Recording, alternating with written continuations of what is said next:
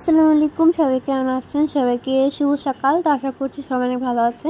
দেখি হয়তো বুঝতে পারছেন এটি হচ্ছে খুদ ভাজি এবং খুদ ভাজির সাথে রয়েছে বিভিন্ন ধরনের ভর্তা। কালো জিরা ভর্তা সহ রয়েছে আলু ভর্তা এবং ডিম ভর্তা এবং টমেটো ভর্তা। তো এই খুদ ভাজিটা তৈরি করার জন্য প্রথমে আমি একটিখানে কড়াই নিয়েছি এবং কড়াইয়ের মধ্যে পরিমাণ মতো তেল দিয়ে নিল। তো তেলটা যখন খুব ভালোভাবে গরম হয়ে এসেছে তো তখন এখানে আমরা খুদের ভাতগুলোকে লবণ এবং হলুদ দিয়ে খুব ভালোভাবে সিদ্ধ করে নিয়েছে। তো দেখি হয়তো বুঝতে পারছেন। আর এবার এখানে কড়াইয়ের মধ্যে পরিমাণ মতো কুচি এবং মরিচ কুচি দিয়ে দিল।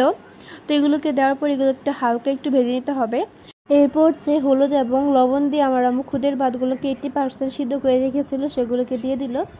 তো এগুলোকে দেওয়ার পর হালকা একটু নেড়ে চেড়ে নিতে হবে এবং আঁচটা কিন্তু একদমই লো হিটে রাখতে হবে, বাড়ানো কিন্তু যাবে না আঁচটা। এবং অবশ্যই কিন্তু এই নাড়াচাড়ার মধ্যে রাখতে হবে, নয়তো কিন্তু আবার তলায় লেগে যেতে পারে। আর আঁচটা কিন্তু একদমই লো হিটে। তো এরকমভাবে ফাঁসলে কিন্তু আমাদের এই খুদের ভাতটা রেসিপি, এবং এই খুদের ভাত তৈরি করা কিন্তু একদমই সহজ। তো যারা হলুদ খেতে পছন্দ করে না তারা কিন্তু হলুদটা স্কিপও করতে পারেন। এখানে হলুদটা দেখতেও সুন্দর এবং খেতেও কিন্তু মজা লাগে, তাই এই হলুদটা দেওয়া হয়। আর যারা ঝাল খেতে পছন্দ করেন তারা কিন্তু একটু মরিচটা বাড়িয়েও দিতে পারেন। তো সাধারণত কিন্তু খুদের ভাত প্রায় সব এলাকায় খাওয়া হয় এবং কম বেশি সবাই কিন্তু এই ভাতটা খেতে খুব পছন্দ করে। তো আমাদের পরিবারের সবাই আমরা কম বেশি প্রায় দিনে এই খুদের ভাতটা খাওয়া হয়।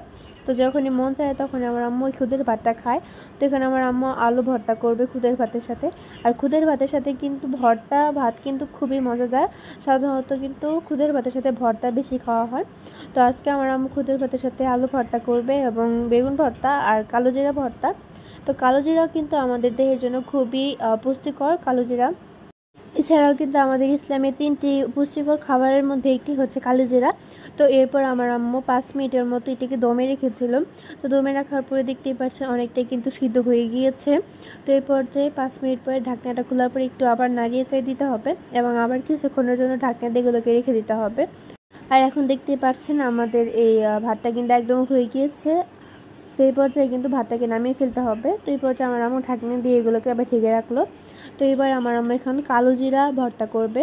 তো এই জন্য এখানে কালো জিরা দিয়ে দিল। তো কালো জিরাটাকে প্রথমে খোলা তাওয়ায় খুব ভালোভাবে এগুলোকে গরম করে নিতে হবে। এখানে কিন্তু কোনো প্রকারের পানি বা কোনো প্রকারের তেল ব্যবহার করিনি। তেল ছাড়া এগুলোকে খুবই ভালোভাবে গরম করে নিতে হবে। আর আঁচটা কিন্তু একদমই লো হিটে রাখতে হবে। তো যেহেতু এগুলোকে আমার আম্মু ব্লেন্ডারে তৈরি করবে তো সেহেতু কিন্তু এগুলোকে খুব ভালোভাবে গরম করে নিতে হবে। তো আপনারা চাইলে কিন্তু এগুলোকে পাটায় তৈরি করতে পারেন। তো গরম করার পর এখানে আমার আম্মু মরিচটাকেও একটু ভালোভাবে তেলে নিচ্ছে। এরকম করে এই মরিচগুলো কিংবা পেঁয়াজগুলোকে খুব ভালোভাবে ভেজে নিলে এগুলোর মজাই কিন্তু আলাদা থাকে এবং ভর্তার একটা অনন্য বা অন্যরকম একটা স্বাদ চলে আসে। তো আপনারা চেষ্টা করবেন এরকম মরিচটাকে একটু ভেজে নিতে, বা পেঁয়াজ মরিচ যা আছে সেগুলোকে একটু ভেজে নিতে। 4-5টার মতো রসুন দিয়ে দিল। তো এই রসুনগুলোকে কিন্তু আবার আম্মু একইভাবে এগুলোকে ভেজে নেবে। তো এখানে যত উপকরণ রয়েছে সবগুলো কিন্তু ভেজে নেবে। তো এরপর এখানে দিয়ে দিল পেঁয়াজ কুচি। তো পেঁয়াজগুলোকে আমার আম্মু কুচি কুচি করে কেটে নিয়েছে যাতে ব্লেন্ডারে ব্লেন্ড করতে সহজ হয়। তো আপনারা কে এরকমভাবে ব্লেন্ডারে ভর্তা করে থাকেন? আমার প্রায়ই ব্লেন্ডারে এরকমভাবে কালো জিরা ভর্তা করে থাকে। আবার অনেকেই আছে যারা পাটার মধ্যে ভর্তা করে থাকে। তো দেখতেই পাচ্ছেন এরকমভাবে আমার আম্মু এই সকল উপকরণগুলোকে খুব ভালোভাবে ভেজে নিল। আর এবার হচ্ছে ভর্তা করার পালা। আর এখানে আমি এই মরিচগুলোকে খুব ভালোভাবে একটু মাখিয়ে দিচ্ছি। আমার আম্মুর হাতটা কেটে গিয়েছিল যার ফলে আমি মরিচগুলোকে মাখিয়ে দিয়েছি। তো মরিচগুলোকে প্রথমত খুব ভালোভাবে পেঁয়াজ দিয়ে মাখিয়ে নিতে হবে এবং এখানে পরিমাণ মতো সরিষার তেলও দিয়ে দিল। আর এরকমভাবে মরিচ মাখাও খেতে কিন্তু অনেক মজা লাগে, যেটাকে মরিচ ভর্তা বলা হয় বা পেঁয়াজ ভর্তা বলা হয়। তো প্রথমত এখানে আমি আলু ভর্তা করব, তো সেজন্য এখানে আলুগুলোকে নিয়েছি এবং আলুগুলোকে খুব ভালোভাবে ভর্তা করে নিচ্ছি।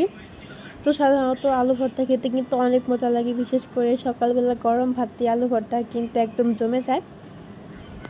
আর সাথে যদি থাকে মরিচ ভর্তা, আমার কাছে সবচেয়ে বেশ ভালো লাগে এই মরিচ ভর্তাটা। আর মরিচ ভর্তা আমি বেশি খাই দেখে আমার আম্মু মাঝে মাঝে মরিচ ভর্তা করেই না। তো এবার আমার আম্মু অনেকদিন পরে এই ভর্তাগুলো করেছিল এবং খেতে অনেক মজা লেগেছে। আর দেখতে দেখতে কিন্তু আমার আলু ভর্তাটা একদম হয়ে গিয়েছে। তো আলু ভর্তাটা সাইডে এখন রেখে এখন আমার আম্মু ভর্তা করবে। আর আম্মুর হাতের ভর্তা খেতে এত মজা লাগে যেটা বলার মতো না। শুধু আম্মুর হাতে না, আমার নানু এবং আম্মুর হাতের সকল কিছু আমার অনেক মজা লাগে। তো দেখতে পাচ্ছেন আমার আম্মু ভর্তাগুলোকে খুব ভালোভাবে সাজিয়ে রেখে দিচ্ছে। তো এবার এখানে আমার আম্মু ডিম ভর্তা করে নেবে।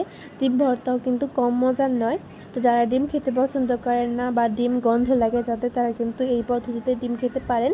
এরকমভাবে ডিম ভর্তা করলে কিন্তু ডিমের স্বাদটাই অন্যরকম আসে এবং গন্ধও লাগে না, খেতেও কিন্তু অনেক মজা লাগে। তো ট্রাই করে দেখবেন। তো এবার আমার ডিম ভর্তাটাও খুব ভালোভাবে করে নিল। তো এবার বেগুন ভর্তা করবে। আর দেখতে দেখতে কিন্তু ডিম ভর্তাটা হয়ে গেল। আর ভর্তার নিয়ম তো সবাই জানেন, তাও আমি বলে দিচ্ছি। তো এখানে আমার আম্মু টমেটো ভর্তা এবং বেগুন ভর্তা করবে। প্রথমত মরিচ ভর্তাটা করে নিলেই কিন্তু আমাদের সকল ভর্তা করতে সহজ হয়। তো এরপর এখানে আমার আম্মু একটু মরিচ দিয়ে দিল এবং এই ভর্তাটাও হয়ে গেল।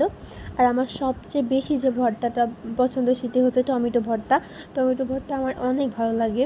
তো কার কার আমার মতো এই টমেটো ভর্তা খেতে পছন্দ করেন তার কিন্তু অবশ্যই কমেন্টে জানিয়ে যাবে।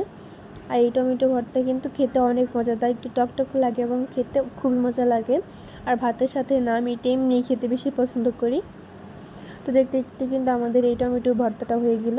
এখানে আমার আম্মা এগুলোকে দমে রেখেছিল কিন্তু আঁচটা একদম বন্ধ করে দিয়ে।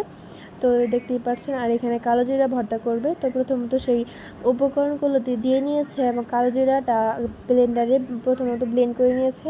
আর সেই উপকরণগুলো ভালোভাবে ব্লেন্ড করে নিয়েছে কালো জিরার সাথে।